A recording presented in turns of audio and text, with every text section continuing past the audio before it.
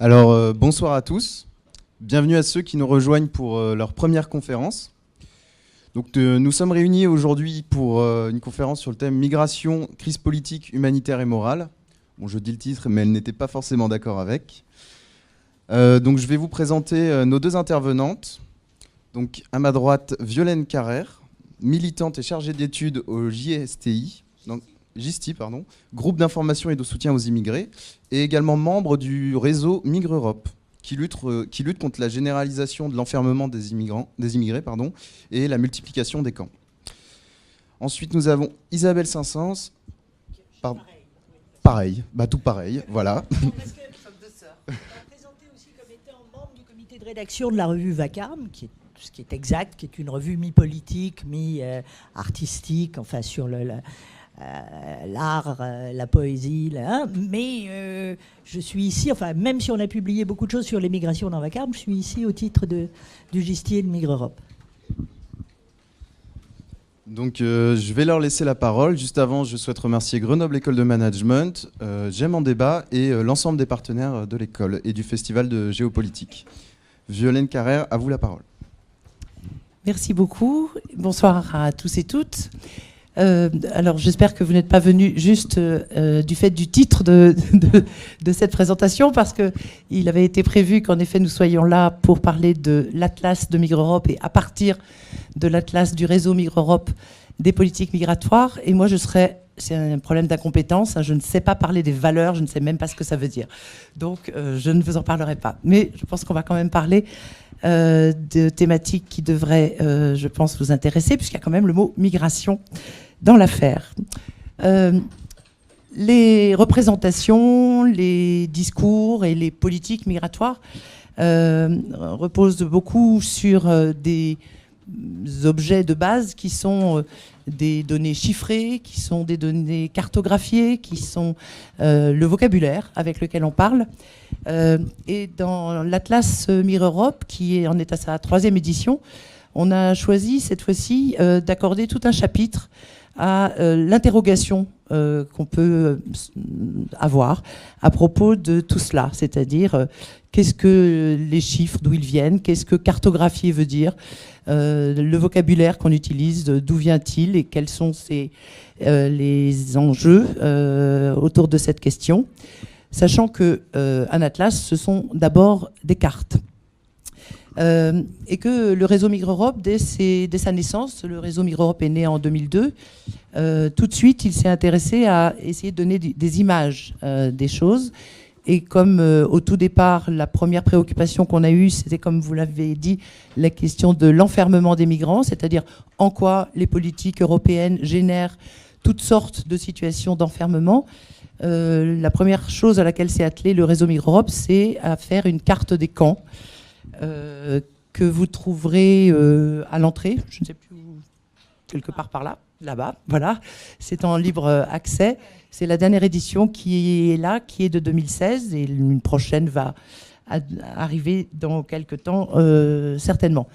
L'intérêt de cette carte, de notre point de vue, c'est de montrer avec une série de petits points qui font que l'Europe a l'air d'avoir une maladie contagieuse, genre la rougeole, des boutons partout qui correspondent à ce qu'on a décidé d'appeler des camps.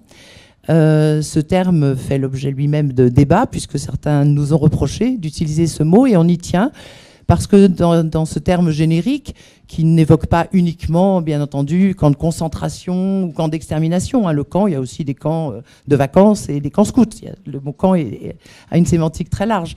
Mais on voulait désigner par là l'ensemble des lieux où des migrants peuvent se retrouver enfermés, ou peuvent se retrouver contraints à rester au risque sinon de perdre un statut juridique ou des droits, ou bloqués simplement, ils ne sont pas enfermés, ils peuvent partir, mais ils ne peuvent pas avancer plus loin sur leur route. Donc ça fonctionne comme des sortes de sas. Et tout cela, pour nous, participe de la même logique.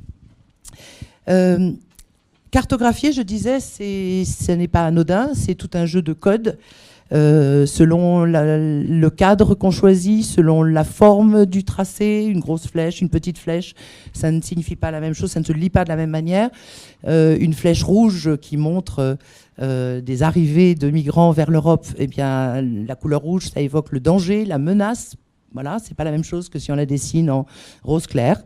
Le fait même d'utiliser ou non des flèches, d'ailleurs, est lui-même quelque chose qui apporte une certaine représentation.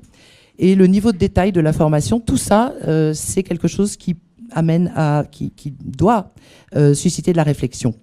À propos de cadrage, justement, l'image que vous voyez affichée là montre que, à propos de, par exemple, les exilés de Syrie, les gens qui ont quitté la Syrie depuis le soulèvement de 2011, selon qu'on le cartographie en montrant la France, par exemple, et on montre une grosse flèche dans laquelle on voit des réfugiés syriens qui arrivent en France, puis on met un nombre avec des dizaines de milliers de personnes, ou selon qu'on cartographie en représentant la Syrie même dans son contexte, c'est-à-dire avec la Jordanie, le Liban, la Turquie, qui sont 3 États qui ont accueilli infiniment plus de Syriens exilés que l'ensemble de l'Union européenne, alors qu'en termes de nombre de population, de pourcentage de la population, vraiment on pourrait s'attendre au contraire, eh bien on n'a pas du tout la même vision du phénomène. La plupart du temps, c'est de cette façon que les médias occidentaux représentent les migrations, ce qui donne une image tout à fait exagérée et de l'accueil dont on aime à s'enorgueillir, ou de l'invasion dont on aime éventuellement à frémir. Quelques chiffres à ce propos-là. Sur les 5 millions de réfugiés en 2017 venus de Syrie qui ont quitté la Syrie, 330 000 ont été accueillis en Europe et 1 million au Liban, par exemple. Et au Liban, ça correspond à peu près un quart de la population. Si on cartographie avec des flèches, et c'est très souvent ce qu'on fait à propos d'immigration, qu'est-ce qu'on fait ? Eh bien, on montre un endroit d'où sont parties des personnes et un endroit où elles sont arrivées. Est-ce qu'on parle du processus dynamique qui est celui de la migration ? Eh bien, pas du tout. On peut le voir avec l'image 3. Parce que les migrations, c'est souvent des groupes ou des individus, et ça n'est pas inscrit dans la flèche. La flèche, on voit un flux qui ne dessine pas une série de personnes. Les parcours migratoires, ce sont des itinéraires qui sont souvent compliqués, avec des allers, retours, parfois des tracés très sinueux. Ça ne s'inscrit pas dans le temps, les flèches, alors que les parcours migratoires peuvent durer des mois ou des années, le temps que des Afghans, par exemple, arrivent en France. Il leur aura fallu passer peut-être par l'Afghanistan, peut-être par le Pakistan, puis éventuellement par l'Iran, puis par la Turquie, puis par la Grèce, puis par l'Italie, jusqu'à arriver en France. C'est un parcours qui peut durer plusieurs mois, voire plusieurs années, avec de longues étapes sur ce parcours. Et ça n'inscrit pas non plus les moments où les personnes vont se trouver enfermées, prisonnières, dans un centre fermé, un centre de détention, attendant à une frontière.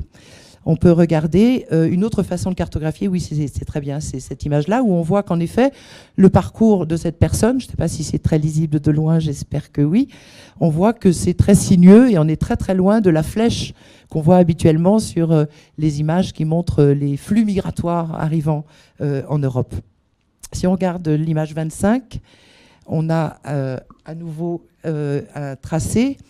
Là, on est dans une autre zone. On est dans la zone, le détroit de Gibraltar. Et on voit sur l'ensemble des flèches qui sont, vous voyez, les tracés verts qui sont proches à l'intérieur du gros cercle au centre. On voit tous les pérégrinations qui sont celles des personnes qui tentent de franchir ce détroit en passant par les enclaves de Ceuta et Melilla. Avant même de cartographier, il faut se reposer sur des données, parce que c'est avec des données qu'on démarre la réflexion sur qu'est-ce qu'on va représenter dans une carte. Alors là, ce n'est pas propre qu'au domaine des migrations, mais c'est particulièrement remarquable dans ce domaine. On utilise des dénominations de personnes dont on parle comme si c'était des catégories bien définies, comme s'il s'agissait comme si on avait des critères factuels qui permettaient de distinguer qu'est-ce que c'est qu'un immigré, qu'est-ce que c'est qu'un exilé, qu'est-ce que c'est qu'un réfugié, qu'est-ce que c'est qu'un migrant, etc., etc. Or, dans la plupart de ces dénominations qu'on utilise, on est très loin d'avoir des éléments factuels. Bien sûr, le terme étranger, il renvoie à quelque chose de clair. On a la nationalité du pays dont on parle ou on ne l'a pas, on en a une autre, et on est un étranger. Là, c'est factuel. Mais en même temps, le mot étranger, il a aussi un sens dans le langage commun qui évoque autre chose que cette stricte question du statut juridique. Cette personne m'est étrangère, ça veut dire qu'elle est différente de moi et qu'éventuellement, on peut l'entendre comme représentant du coup une trop grande différence et donc une menace. On peut penser à ce propos-là à ce dont témoignent les jeunes de nos banlieues, comme on dit, qui sont régulièrement l'objet d'interpellations de policiers qui les connaissent par cœur la plupart du temps, mais qui vont dire « Ah oui, français de papier ».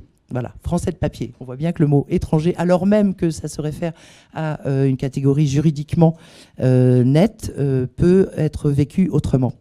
Le mot immigré, de la même façon. Le mot immigré, les statisticiens, les démographes peuvent en donner une définition. C'est celui qui n'est pas né dans le pays dont on est en train de parler. Mais en même temps, on voit bien que si on continue à parler d'une personne comme d'une personne immigrée, ça veut dire qu'on continue à la voir comme venant d'ailleurs. Et donc, ça qualifie. Et ça, éventuellement, ça connote la pertinence, la justification de sa présence sur le territoire. À propos de migrants, très souvent, on s'empresse d'ajouter un qualificatif. Donc, ces derniers temps, vous aurez certainement repéré qu'il y a des migrants qui sont des migrants économiques, qui sont des personnes dont on n'a pas forcément besoin sur nos territoires riches et qui viennent abuser par un rêve, l'Eldorado Europe, etc., etc., et dont on dit qu'ils n'ont pas vocation à s'installer, à s'établir, contrairement à des personnes dont on va admettre qu'elles ont vocation à, parce qu'elles cherchent une protection, et que la France, terre d'asile, en effet, peut être prête éventuellement à les accueillir. À propos des migrants, on utilise aussi des adjectifs comme illégaux. Et illégaux, ça dit quoi? Ça ne dit rien de la personne et de ses choix et de ses trajectoires. Ça dit quelque chose de la façon dont les politiques organisent les choses et décident qu'un tel est autorisé à entrer, un tel est autorisé à séjourner et un tel non. Évidemment, je vais passer sur le mot clandestin qui, alors pour le coup, est vraiment uniquement un nom qui exprime la façon dont une personne se cache. Et si elle se cache, c'est quand même qu'elle a quelque chose à se reprocher, certainement.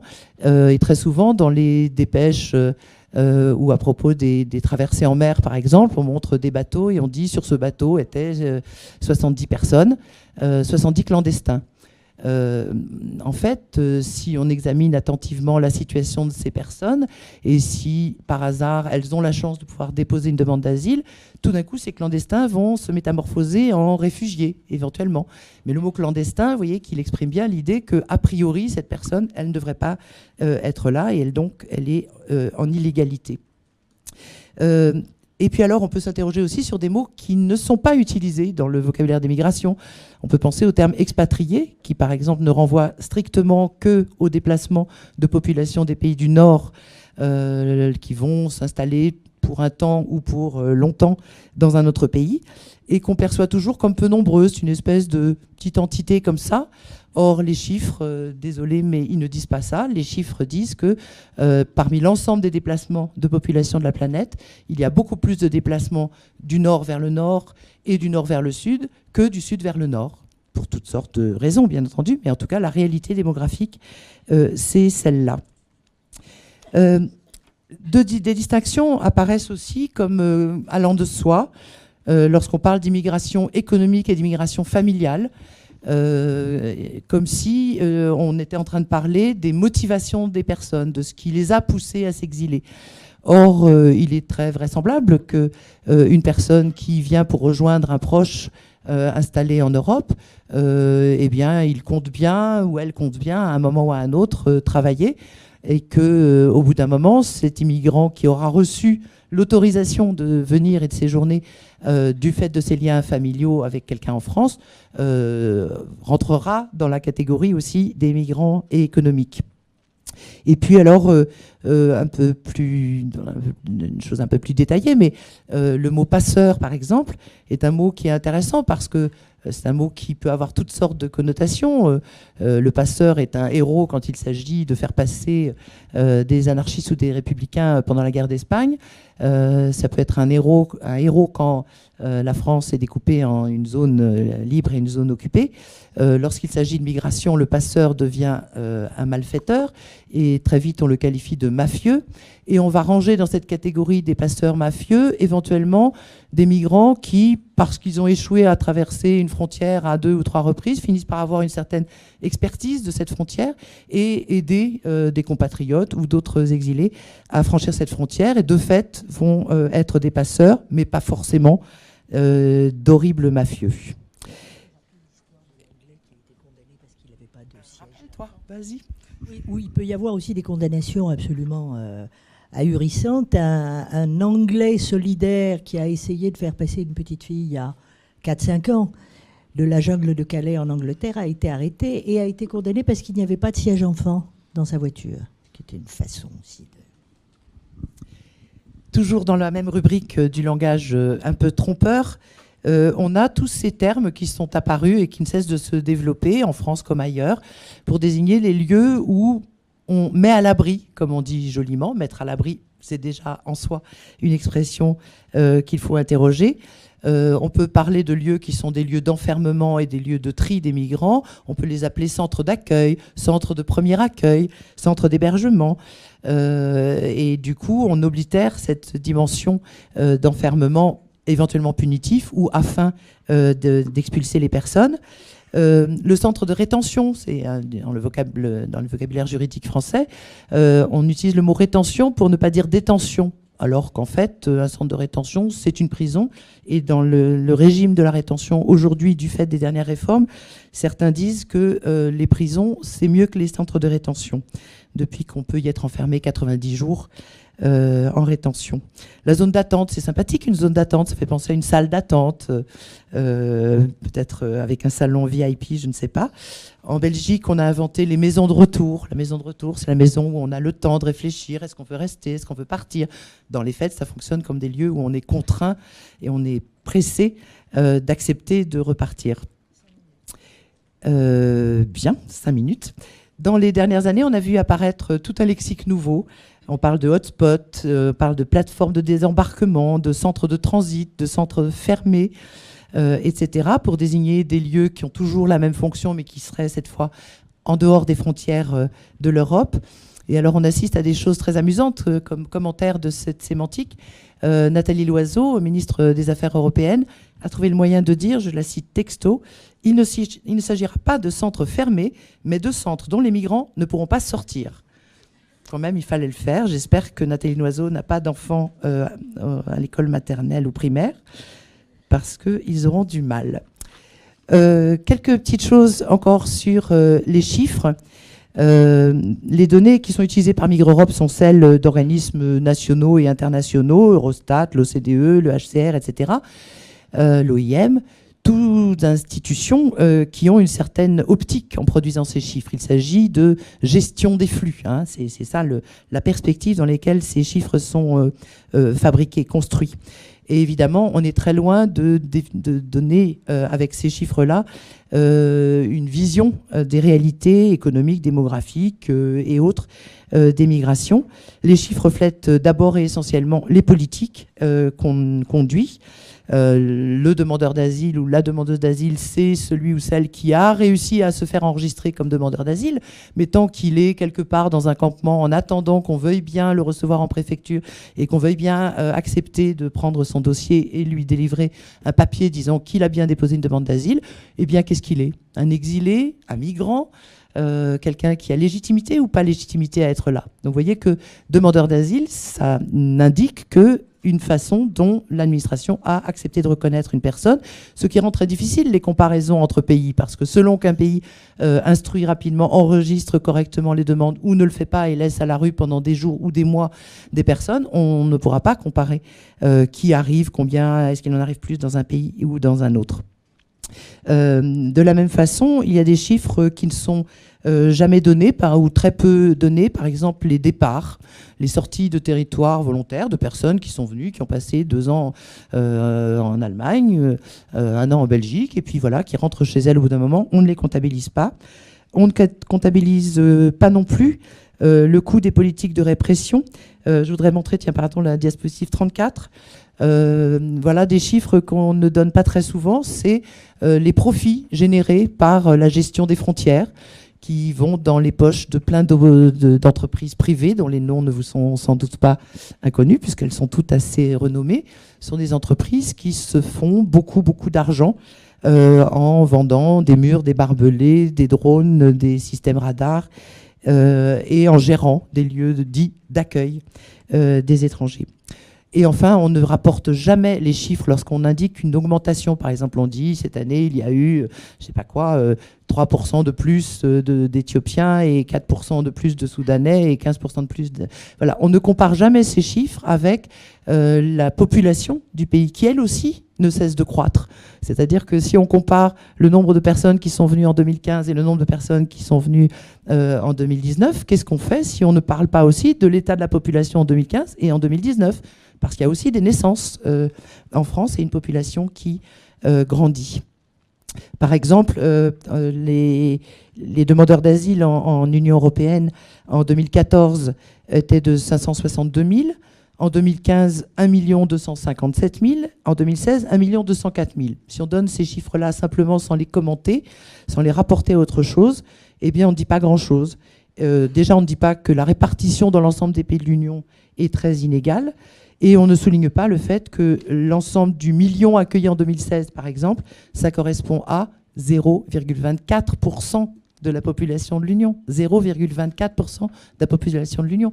C'est François Héran, je crois, qui aime bien faire cette comparaison avec des stades de football en disant si la France était un stade de football où on peut accueillir, je sais pas, 8000 personnes, eh bien, pour accueillir les réfugiés qu'on a accueillis l'an dernier, il faudrait 2 strapontins. Est-ce que c'est sûr qu'on ne peut pas trouver 2 strapontins dans un stade de 8000 places ? Je trouve que c'est une comparaison intéressante. Et pour conclure, donc, ce qu'on peut dire, c'est que tous ces outils qui permettent de donner en principe un paysage de l'immigration, ce sont des outils qui sont tous connotés, qui portent tous une certaine vision et qui éventuellement sont faits à dessein et pour donner une certaine représentation de l'immigration, généralement de peur, généralement qui encouragent les réflexes xénophobes ou au moins frileux. Heureusement qu'il y a de plus en plus de personnes qui ont d'autres contacts avec les réalités migratoires que ce que rapportent les médias, les discours des politiques, etc. Je trouve intéressant cette période où, par exemple, du fait du démantèlement de la jungle de Calais et de la volonté des pouvoirs publics de disperser les exilés sur l'ensemble du territoire national, il y a tout un tas de régions qui ne connaissaient quasiment pas de sans-papiers, quasiment pas de migrants, qui les ont découverts et qui se mettent à nouer des relations avec eux et par trouver que le sort qui leur est fait est scandaleux et par manifester leur volonté de solidarité par rapport à eux et leur volonté de s'opposer aux politiques mises en œuvre. Et j'espère, Isabelle, que ceci est une bonne transition pour toi. On va bouger parce que je vais te prévenir. Tu vas lancer mon truc, tu me préviendras 5 minutes avant. Oui, il faut que je laisse Martin récupérer mes cartes, mon icono à moi. Alors, je voudrais commencer par celle-là. Ouais, celle-là. Il marche là ? Oui, formidable. Bon. Moi, Pardon ? Oui, je veux bien. Merci. On est traités comme des coqs en pâte ici. Putain. Voilà, démarrer. Donc l'atlas de Migre Europe, dont il y a un exemplaire là-bas, peut-être. Enfin bon. Bon, pas la classe. Bon. Mais il est en vente à la librairie. C'est un bel objet qui a été publié par Armand Collin, qui connaît donc une certaine distribution dans les établissements scolaires. C'est le 3e, comme le disait Violaine, et on l'a bouclé en mai 2017. Et il a été publié, enfin, il a été disponible en librairie en octobre. Autant vous dire que Entre mai 2017 et maintenant, c'est-à-dire 2 ans plus tard, il s'est passé beaucoup de choses. Donc c'est aussi à ça qu'on consacre souvent les présentations qu'on fait, c'est dire qu'est-ce qui a changé. Est-ce que ce sont des choses radicalement nouvelles ou bien est-ce que c'est une aggravation d'un processus qu'on connaissait. Enfin, Violaine a pu vous parler là de termes nouveaux qui étaient apparus. Moi, je vous parlerai essentiellement de ce qui s'est fait en matière à la fois de développement, enfin, en même temps, criminalisation de la solidarité en mer et sur Terre. Donc je parlerai essentiellement, parce qu'en 20 minutes, on ne peut pas parler de tout, de ce qui se passe en Méditerranée avec les ONG depuis juin 2017, et de ce qui se passe dans l'un des... On pourrait dire qu'il y a une espèce de continuum, désert, mer, montagne.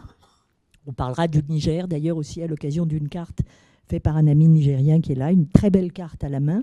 Je parlerai de la mer et on parlera aussi de ce qui se passe en montagne. Et on peut dire que donc désert, mer, montagne, c'est un corridor migratoire avec des digues successives où surviennent des conflits de mobilité, des morts, des arrestations, etc. Mais on peut dire aussi qu'au fur et à mesure quand même que la solidarité soit se développe, soit se met sur place et s'organise, on a des corridors de solidarité. Et pour reprendre un de ces termes de la langue de bois, la novlangue européenne, enfin de tous les grands organismes, on parle beaucoup d'Integrated Border Management. On pourrait dire aussi qu'il y a une Integrated Border Solidarity. Donc cette carte-là, qui est faite par Philippe Rekasevich, qui est un des cartographes de Migre Europe, l'ancien cartographe du Diplo, qui a créé un... Si vous vous intéressez à la cartographie, aux migrations, mais pas que, à l'écologie aussi, il a créé avec d'autres un site qui s'appelle vision, au pluriel, carto.net, où il y a énormément d'articles, énormément de cartes. Ce qui est intéressant avec eux, comme sur la carte d'Amani qu'on verra tout à l'heure, c'est que ce sont des gens qui savent absolument utiliser les logiciels de SIG,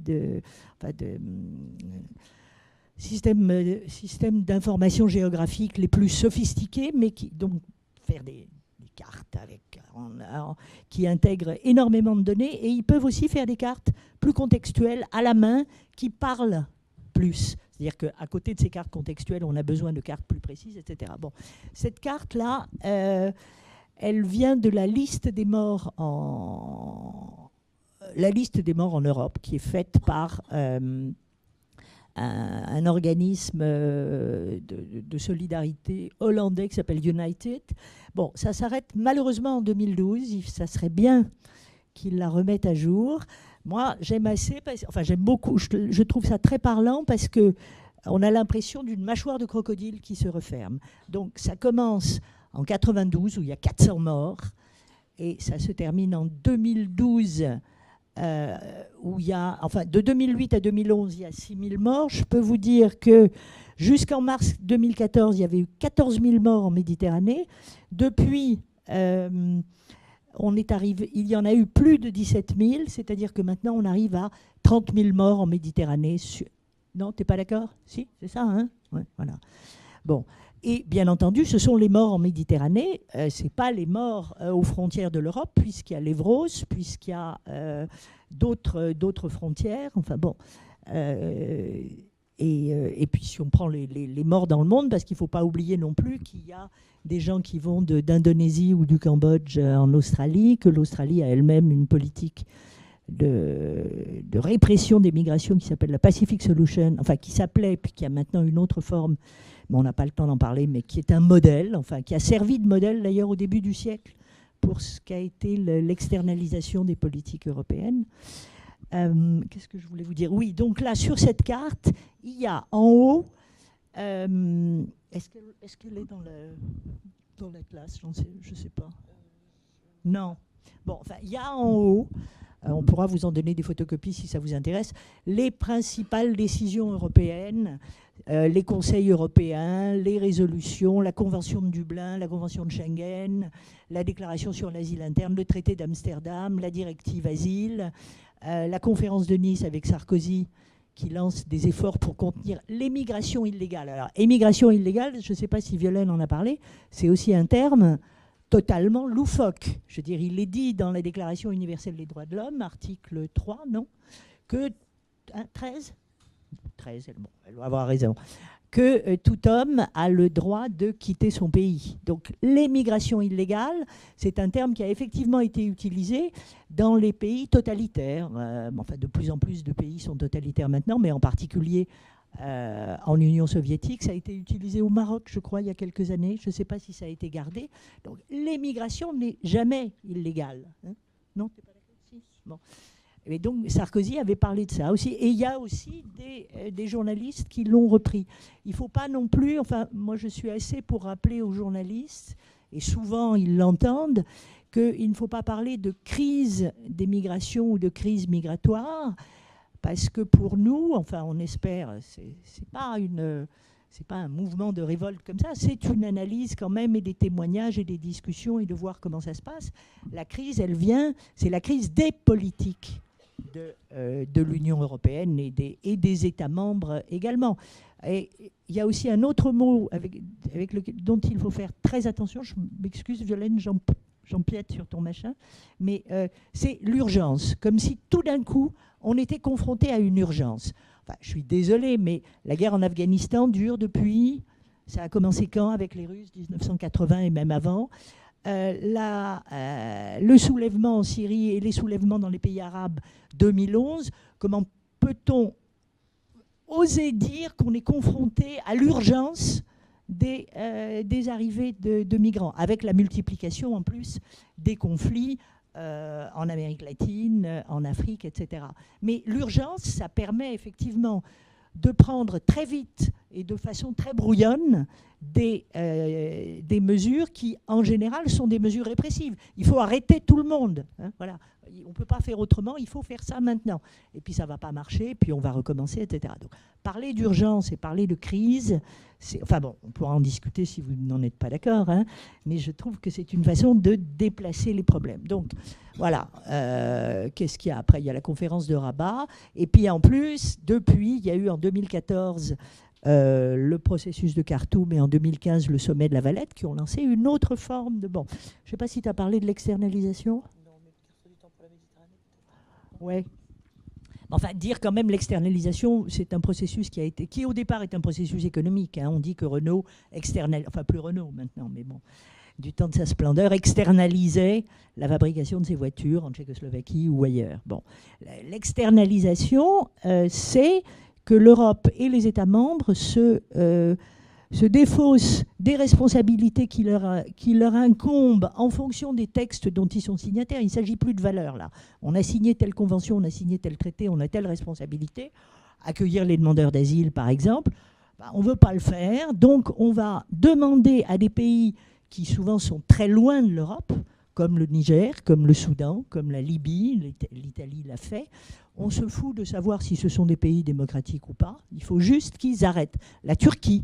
Et justement, à propos de ça, je suis d'accord avec Violaine, les valeurs, on ne sait pas ce que ça veut dire, mais souvent, les personnes qui en parlent de la façon la plus claire et la plus intelligible possible, ce sont les gouvernants eux-mêmes. Par exemple, en octobre 2015, au moment où commençait à se négocier l'accord qui n'est pas un accord, qui est un texte politique entre l'Europe et la Turquie qui a été signé en mars 2016, Jean-Claude Juncker, qui est toujours le président de l'Union européenne, a déclaré, écoutez, il faut arrêter là je traduis mot à mot ce qui était en anglais, il faut arrêter de chercher des poux dans la tête d'Erdogan. Certes, il y a des bombardements au Kurdistan, certes, il y a des arrestations, certes, il y a des viols des libertés démocratiques. On peut s'en occuper, ça va prendre des années. Or, ce dont nous avons besoin, c'est que plus aucun migrant n'arrive en Europe en passant par la Turquie. Voilà, les choses sont dites. Il n'y a plus à se demander. Bon, alors, qu'est-ce que je voulais vous dire? Oui, donc les frontières aussi. Les frontières, il y a peut-être deux exemples qui montrent que pour moi, comme pour un certain nombre de géographes, d'économistes, etc., enfin pour nous, là, une frontière naturelle, ça n'existe pas parce que ça bouge. Hein. Alors, un premier exemple qui est un exemple littéraire, c'est un très beau texte de Borges, dont j'ai oublié comment il s'appelle, mais qui parle d'un empereur chinois qui veut avoir l'image la plus fidèle possible de son empire. Donc, il commence par faire des cartes des villages, et puis ensuite des cartes des provinces, et puis il termine par avoir une carte qui recouvre tout son territoire, mais qu'on ne peut pas voir, parce que, bien entendu, c'est un empereur chinois, il n'a pas assez de montgolfières, etc.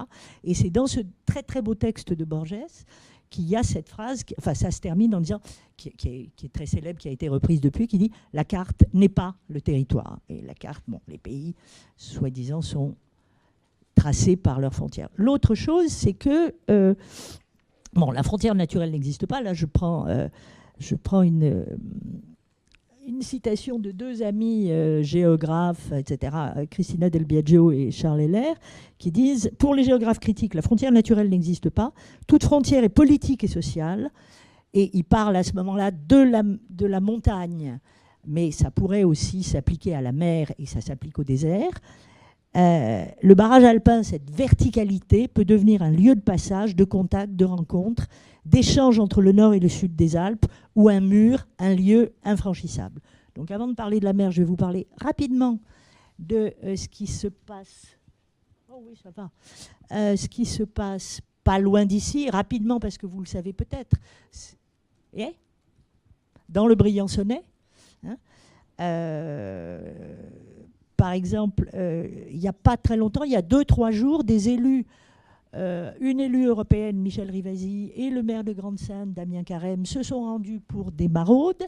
Les maraudeurs avaient été avertis qu'il y avait 12 migrants qui devaient faire le trajet de Clavières à Montgenèvre, c'est-à-dire 3 km, et ensuite de Montgenèvre à Briançon, 17 km. Et ils l'ont fait, ils les ont amenés, mais on sait que les migrants qui sont interpellés on ne reviendra pas sur les horreurs qui peuvent se passer avec les gens qui arrivent absolument pas préparés, pieds nus, à plat ventre dans la neige, parce que sinon ils n'arrivent pas à marcher tellement la neige est épaisse. Et les migrants qui sont interpellés et qui n'ont pas de titre sont réexpédiés illico en Italie, selon une procédure qui est la procédure de non-admission, qui n'est pas du tout protectrice des droits et surtout pas du droit d'asile. Et ça a encore été durci par la loi Collomb, enfin la loi qui a été de septembre 2018. Donc, en vertu de cette loi, les gens ne sont supposés ils sont réputés ne jamais être entrés en France, et donc ils ont un refus d'entrée. C'est-à-dire que là, on est en plein dans une exception de Schengen, puisqu'il s'agit d'une frontière entre l'Italie et la France, à laquelle normalement il ne doit pas y avoir de contrôle. Il y a eu en 2018 3587 non-admissions, et depuis le début de l'année, il y en a eu 400. Depuis janvier 2019, il y en a eu 400. Et puis, c'est plus tout à fait les mêmes qu'avant. Un des montagnards, un des guides de montagne qui fait partie des maraudeurs, dit que ceux qui arrivent maintenant, ce sont plutôt des gens qui sont depuis longtemps en Italie et où, depuis l'arrivée du gouvernement Salvini, enfin, quand Minniti était ministre de l'Intérieur, c'était pas terrible, mais là, c'est tout le gouvernement, donc les conditions sont de plus en plus difficiles. Les gens ne peuvent plus rester dans les centres de rétention. Même certains centres de rétention, c'est pas que ça soit bien d'être dans un centre de rétention italien, mais sont fermés et les gens se retrouvent à la rue. Et puis, il y a aussi la loi Salvini qui durcit l'accès au permis humanitaire, qui donne un certain nombre de droits, en particulier droits sociaux et droits à la santé. Alors, je reviens sur ce que je disais tout à l'heure. Il y a des corridors de dureté et de répression, mais aussi des corridors de solidarité, puisque une bonne centaine de maires italiens, et pas tous des maires de villes côtières, ont déclaré qu'ils n'appliqueraient pas le décret Salvini et qu'ils inscriraient chaque fois qu'il le faudrait. Enfin, il y en a peut-être même plus de 100 maintenant. Quoi d'autre ? Oui, mais du coup, et aussi dans cette situation à Briançon, il y a une policière donc, qu'ont rencontré Michel Rivasi et Damien Carême, qui parle d'une nouvelle bande de 10 km entrée en vigueur au 1er janvier. Une élue de Briançon dit « Elle va jusqu'où cette nouvelle bande ?» Et la policière répond « Jusqu'à la moitié de Briançon », ce qui veut dire que tout migrant contrôlé en ville qui n'a pas dormi sur place sera considéré comme n'étant jamais entré en France. Donc, c'était soi-disant un flou juridique qui est entré dans la loi, et maintenant, la frontière, c'est un petit peu n'importe quoi. Et là-dessus, je voudrais insister sur un concept qui a été largement développé par un certain nombre de géographes, dont Anne-Laure Amiatsari, qui est la directrice du laboratoire PACT de l'Université de Grenoble, qui est le concept de frontières mobiles. C'est-à-dire, de la même façon que les frontières de l'Europe et les camps de l'Europe, dont vous parlez, Violaine, les camps où l'on enferme, sont, depuis le début de l'externalisation, c'est-à-dire 2003-2004, bien au-delà de l'Europe. Il y a des camps en Ukraine, il y a des camps au Maroc, il y a des camps en Libye, parce qu'il faut savoir que ces centres de torture que sont les camps libyens ont été créés avec de l'argent européen. Dès qu'en 2004, les embargos contre la Libye ont été levés, parce que Kadhafi a reconnu sa responsabilité dans un certain nombre d'attentats. Donc les frontières de l'Europe et les camps de l'Europe sont très très loin de l'Europe, et la frontière, elle est un peu partout où ça arrange les gouvernements, etc. Moi, j'ai travaillé il y a bientôt une vingtaine d'années avec des amis. On faisait des ateliers où on discutait avec des immigrés qui habitaient dans un foyer géré par l'association Emmaüs rue des Pyrénées, et il y en a un qui nous a dit « Mais la frontière, pour moi, c'est chaque fois qu'on me demande mes papiers. » Alors, hein, oui, 3 minutes. Bon, alors, qu'est-ce qu'il y a comme carte? Bon, bah alors, il n'y a plus qu'une carte, je vais vous parler des ONG. Non, voilà, celle-là. Alors, les ONG, depuis 2017, depuis juin 2017, il y a eu une attaque très, très, très forte contre les ONG, de la part d'abord de l'Italie et ensuite de l'Europe par volonté de ne rien faire. C'est-à-dire que les Italiens ont d'abord demandé un code de conduite à toutes les associations qui avaient des bateaux, que ce soit le Sea-Watch, le Watch the Med, l'Aquarius et maintenant le tout nouveau Méditerranéa. Enfin bon. Et ensuite, ce qui s'est passé, alors encore un cas de frontières floues, les frontières, les eaux internationales des pays sont doublées par ce qui s'appelle les zones SAR, Search and Rescue. Et les Libyens, une fois que Miniti, qui était à l'époque ministre de l'Intérieur, a dit on va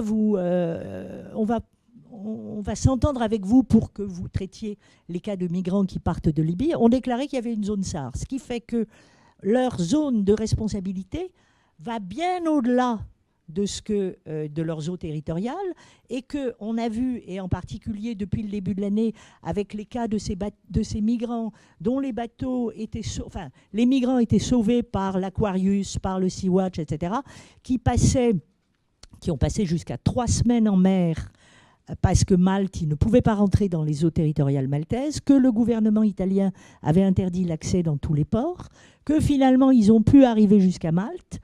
Il doit y en avoir 125 qui sont envoyés dans des pays européens, un certain nombre de pays comme la France, l'Espagne, qui sont quand même les moins dégueulasses là-dessus, même si, bon.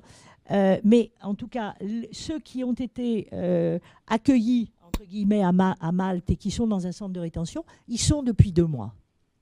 Donc sans savoir, sans que soit respecté l'endroit où ils veulent aller, parce qu'ils ont de la famille, parce qu'ils ont des propositions, parce que des choses comme ça. Bon. Et il y a aussi un autre vocabulaire qu'il ne faut pas utiliser, c'est les migrants sauvés par la garde-côte libyenne. Parce que les gardes-côtes libyens qui sont sur des bateaux fournis par l'Union européenne ou fournis par des États membres avec des miliciens équipés par l'Union européenne. Bon, alors je finis ma phrase.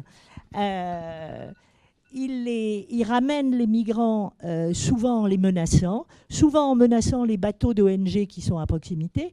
Et quand ils les ramènent en Libye, c'est pour qu'ils soient immédiatement renvoyés dans ces zones qui sont, dans ces camps qui sont des camps de torture, de chantage, de viol et de mise en esclavage. Bon, ça, c'est le Left to Die Boat, on pourra en parler une autre fois. Je voulais juste montrer quand même la carte du désert. Alors, attends, hop. Il n'y en a pas d'autres ? Voilà, ça. C'est une carte des routes non officielles qui a été faite par Mohamed Amani, qui est un ami nigérien qui travaille beaucoup sur les routes et qui travaille aussi avec l'OIM. Enfin bon, les routes non officielles, c'est-à-dire comment sortir du Niger pour aller dans le désert et Et alors, ce qui est en zone grisée, ce sont à la fois les zones de montagne et les zones aurifères. Et on pourra en reparler avec lui tout à l'heure. Voilà, je suis désolée, j'ai été trop longue. Je ne vous ai pas assez parlé de ce qui se passe en mer. Pourtant, et c'est aussi des lieux où se passent des expériences de solidarité qui font un peu espérer quand même, en ce moment où on aurait plutôt tendance à désespérer un peu de tout quand même, non ? Bon.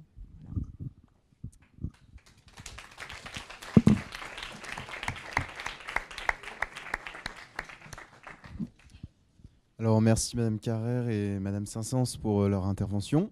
Maintenant, vous allez être libre de poser vos questions. Qui veut commencer ? Bonjour. Je voudrais revenir sur la carte des personnes mortes en mer et qui met en parallèle ces chiffres avec les différentes politiques mises en œuvre notamment par l'Union européenne. Ça s'arrête à 2012. Hein. D'accord.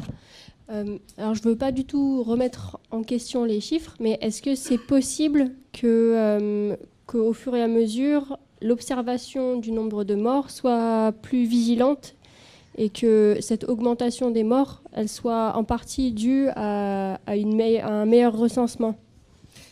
Il y a plusieurs choses. En fait, dans votre remarque, je trouve que votre question est plus une remarque qu'une question, parce qu'en effet, c'est vrai que l'augmentation des chiffres, elle dépend bien sûr de la qualité des observateurs. Ce qu'on pense d'une manière générale, c'est qu'on sous-estime le nombre de morts, c'est-à-dire qu'il y a aussi un très très grand nombre de morts dont personne n'entend jamais parler. Il y a un pêcheur de Lampedusa qui m'avait dit une phrase que je ne peux jamais oublier, qui dit le pêcheur qui te dit qu'il n'a jamais trouvé, il n'est jamais tombé sur un bras ou un cadavre en pêchant, il te ment. Donc voilà, il y a certainement, on le sait, des quantités de personnes qui disparaissent sans qu'on n'en sache rien. Mais alors c'est vrai que le comptage, il peut dépendre de l'œil de l'observatoire, il peut dépendre de certaines mesures. C'est vrai que l'accord, accord, pas accord, gréco-turc qu'a évoqué Isabelle tout à l'heure, on peut dire aussi qu'il a fait baisser le nombre de traversées dans mer Égée et donc le nombre de morts. Donc voilà, il y a des effets qui sont à la fois dus à l'évolution des politiques migratoires, de leur mise en œuvre, et à l'attention plus ou moins grande qu'on porte aux choses. Et je voudrais dire que sur les morts en mer, ce sont d'abord des chercheurs et les ONG qui se sont intéressés à la problématique, qu'aujourd'hui beaucoup d'autres observent, mais que pas grand monde observe, par exemple, le nombre de personnes qui meurent dans le désert, où pas grand monde observe le nombre de morts dans les frontières terrestres aujourd'hui, côté de l'Est de l'Europe, etc., etc. Donc, moi, je voulais juste en profiter pour truander un peu et revenir sur ma dernière image que j'ai pas pu. Hein. C'est justement pour montrer aussi qu'il y a parmi les moyens d'investigation des naufrages, des morts, etc., des gens d'un laboratoire de Londres qui s'appelle Forensic Architecture qui ont fait un groupe de recherche qui s'appelle Forensic Océanographie, où ils retournent, alors Forensic c'est la médecine légale, hein, mais ils retournent tous les outils, alors pas de la médecine légale, mais tous les outils utilisés par les gouvernements, par l'OTAN, par l'Union européenne, pour empêcher les migrants, pour repérer et empêcher les bateaux de migrants de passer, c'est-à-dire l'image satellite, le sonar, les listes de bateaux, et montrer par exemple sur un cas célèbre sur lequel, grâce à leur travail, on a pu monter un contentieux logistique qui n'a pas abouti, mais enfin bon, au moment, pas encore abouti, oui, en mars 2011, un bateau dont on n'a pas le nom, mais qu'on a appelé à qui on a donné le nom tristement célèbre du bateau abandonné à la mort, le Left to Die Boat Case, part de Libye. Les moteurs s'arrêtent, les téléphones s'arrêtent aussi, mais avant ça, ils jettent quand même, enfin il y avait 72 ou 79 personnes à bord, il y aura 9 survivants, dont 7 seulement in fine, puisqu'une femme est morte sur la plage et un homme est mort en prison. Et ils ont quand même fait un appel au MRCC, qui est le commandement maritime de sauvegarde italien à Rome, qui a retransmis. Alors 2011, c'est le moment où il y avait l'opération de l'OTAN en face de la Libye. C'est-à-dire que tout ce qu'on voit là, et encore, ça n'est qu'à un moment donné, j'aurais pu choisir une autre image où il y en avait encore plus, ce sont des bateaux, soit commerciaux, mais essentiellement des bateaux militaires qui étaient à proximité. Et à proximité, ça veut dire 40 km, enfin, bon, ce qui n'est pas... Bon. Et on peut aussi, d'après les témoignages, d'après les interviews des survivants, qui font des descriptions des bateaux, si on regarde après sur le Janes, qui est la grande liste officielle des bateaux qui circulent, dire « Ah ben ça, c'est plutôt un bateau commercial et c'est plutôt tel bateau norvégien ou c'est plutôt tel cuirassé de tel... » Bon, voilà. Et donc, il y a ça aussi qui nous permet de dire... Et puis aussi, au fur et à mesure qu'il y a une route qui se ferme, comme par exemple la Libye en ce moment, puisqu'il n'y a plus que les Libyens, il n'y a plus que 2 bateaux en mer, et encore, ils ne sont pas encore partis, ils repartent demain. C'est reparti vers la Méditerranée de l'Est, la mer Égée, où il y a de nouveau des drames, et c'est reparti aussi vers Gibraltar, qui est une route qui n'était plus utilisée depuis longtemps, où il y a eu avant-hier 200 morts, c'est ça ? Oui, quelque chose comme ça. Oui, merci Violaine. Et je voulais juste rebondir sur la remarque que vous avez faite. Je crois que effectivement, s'il y a un problème de chiffres là-dedans, c'est que les chiffres sont sous-estimés. Et qu'on sait, c'est le nombre de corps qui ont été identifiés. Identifiés dans le sens retrouvé, hein, pas identifiés en ayant donné un nom. Donc on est certainement en dessous de ça. Des chiffres qui sont là.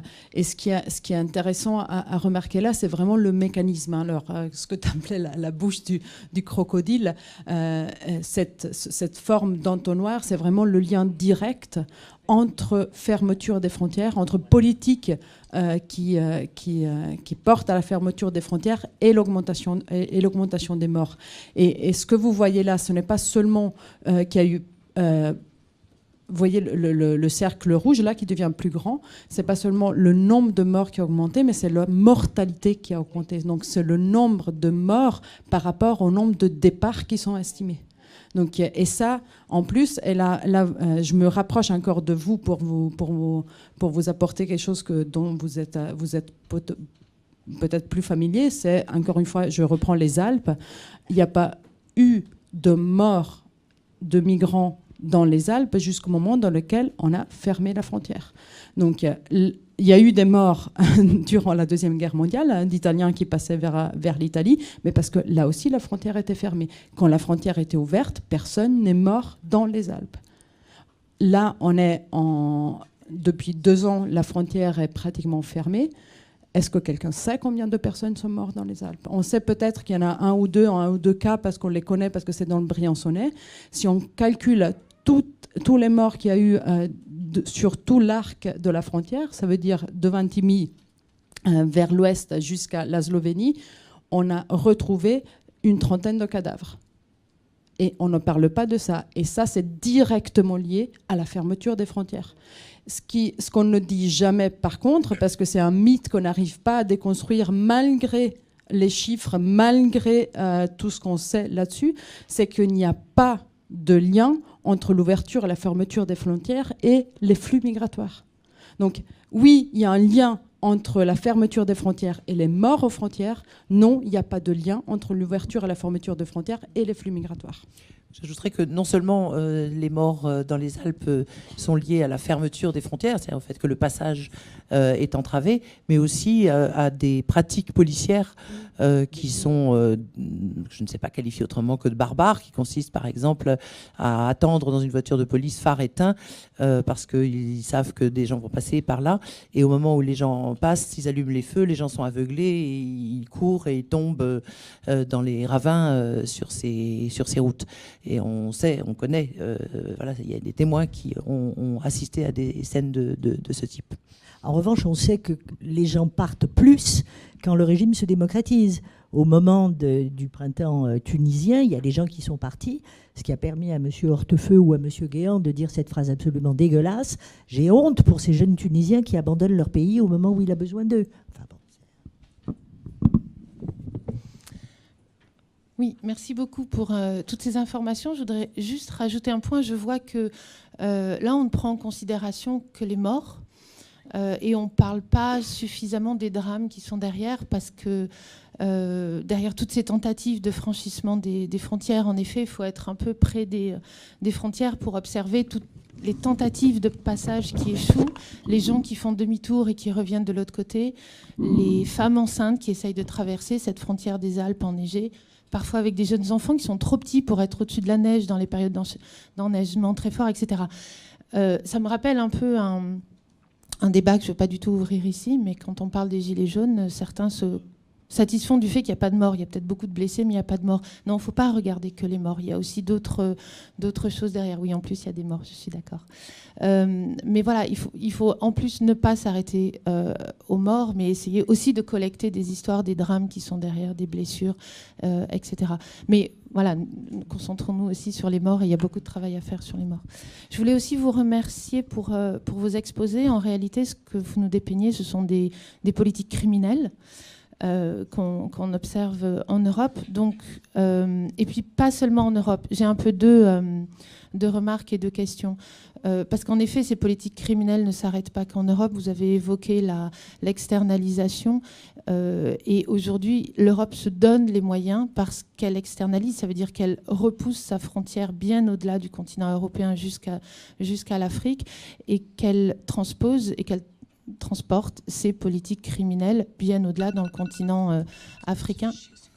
Et vous avez rapidement évoqué le Niger. C'est vrai que cette carte a aiguisé notre curiosité.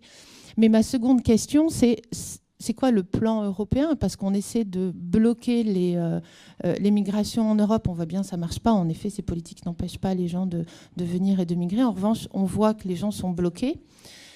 D'une part, et ça crée des lieux comme par exemple on a pu voir à Calais, mais finalement des Calais ils sont créés ailleurs en Europe.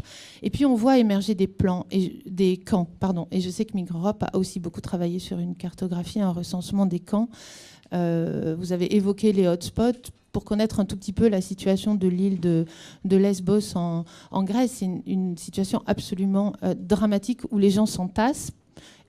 Et alors là, on peut dire que la politique joue complètement de l'insularité, du caractère insulaire, pour profiter de ce côté naturel de l'isolement. Et les gens s'entassent à Lesbos, et il se passe là aussi des drames. Il faut savoir que dans ce camp européen de Lesbos, qui est censé accueillir les personnes qui viennent demander l'asile en Europe, les gens sont retenus là-bas.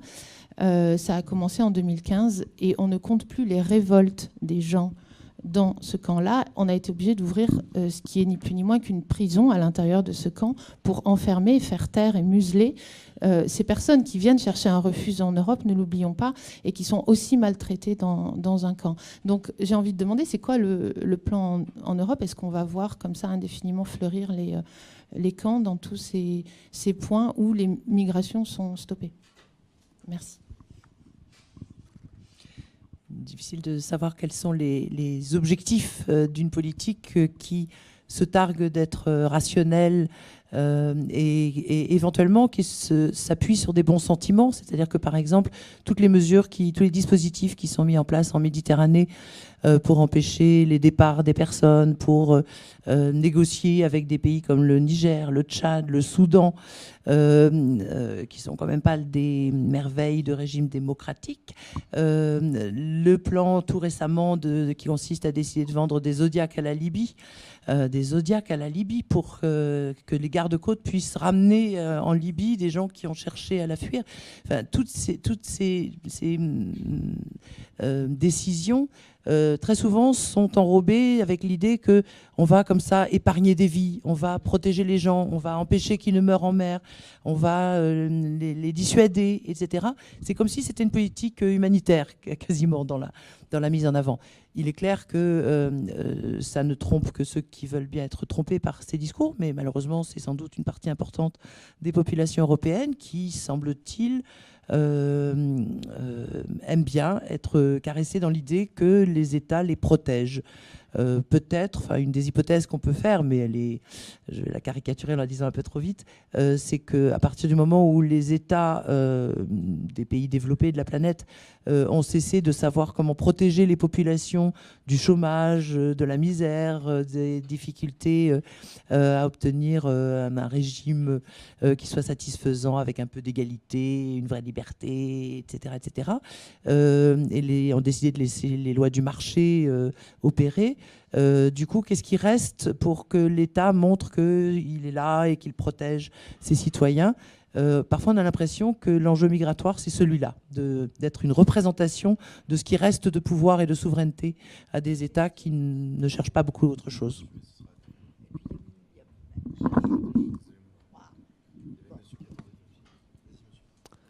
Bonsoir, permettez de vous féliciter, chers panélistes, pour votre clarté et pertinence de vos interventions.